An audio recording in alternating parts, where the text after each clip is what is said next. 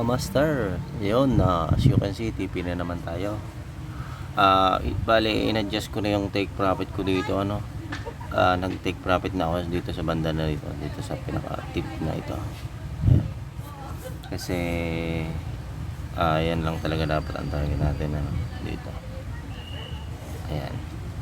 Gusto ko sana dito pero hanggang dito na lang, nag-exit na ako dyan. So, ayan. Good trade mga master. Nakakatawa naman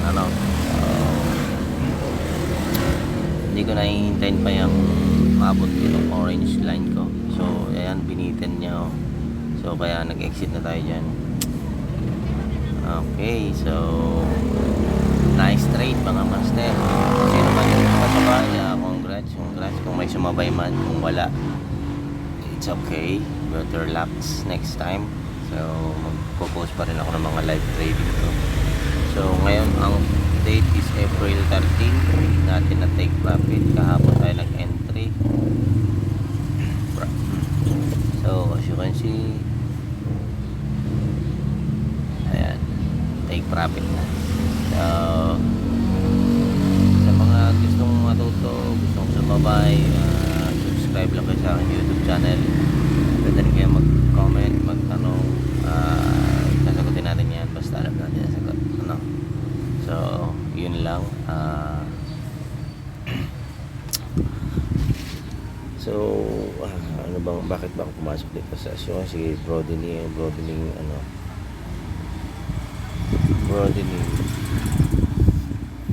triangle. So yan, so probably dahil nandito na siya, pero medyo mag-retest na siya ng medyo malalim ito. So kasi nandito yung pivot natin, so i-retest yan.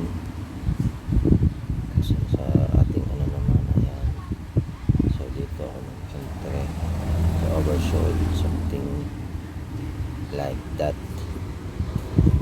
Actually pala to, Friday pa ako nag-entry.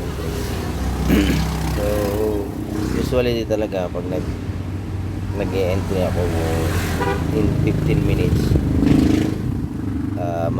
matitake profit niya yun in 2 days or 3 days. So kung mag-i-scalp naman kayo 5 minutes, ayan, sa 5 minutes kayo then ilang oras lang yan matitake profit na. So yan lang. Hopefully natutunan kayo. Thank you, bye.